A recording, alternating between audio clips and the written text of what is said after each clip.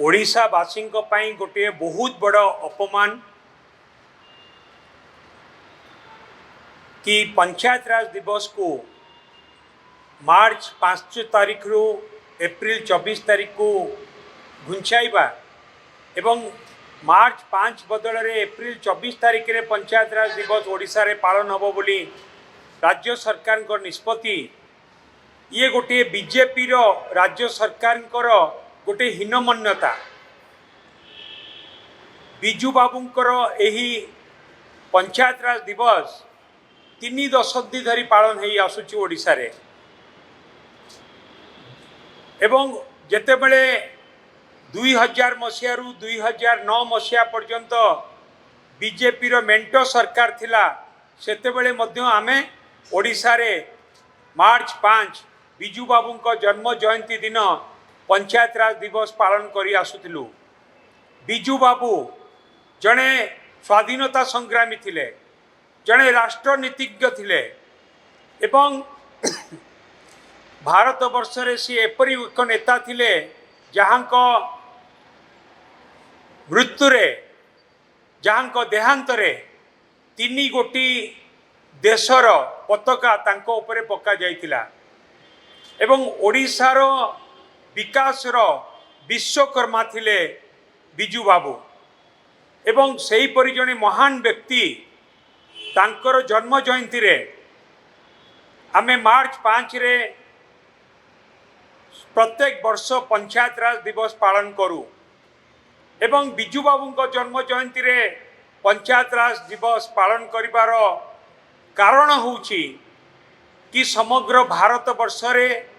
त्रिस्तरीय पंचायत राज व्यवस्था बिजू बाबू ही आरंभ करथिले। भारत वर्ष रे प्रथम नेता बिजू बाबू जे कि ओडिशा रे त्रिस्तरीय पंचायत राज व्यवस्था करथिले एवं क्षमतार विकेंद्रीकरण करिकी पंचायत रे गाँव रे लोक प्रतिनिधि हाथ रे क्षमता देकी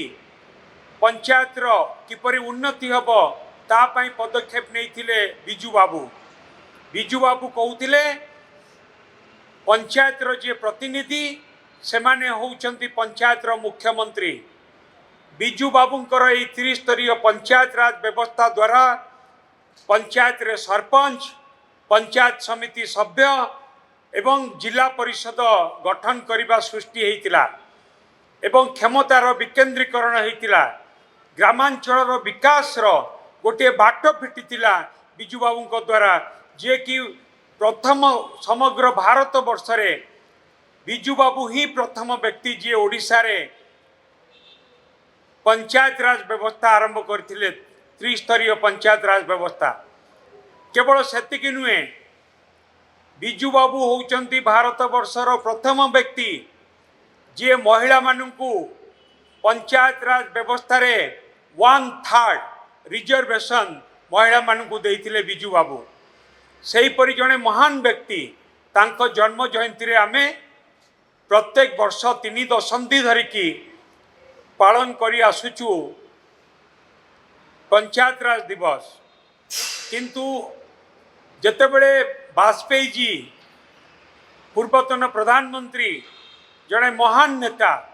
से मध्य बिजू बाबू को स्मृति रक्षा पाई भुवनेश्वर रे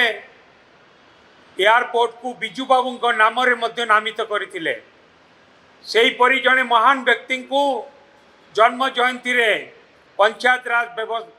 राज दिवस पालन न करिकी एप्रिल 24 तारीख को पंचायत राज दिवस घुंचा जिबा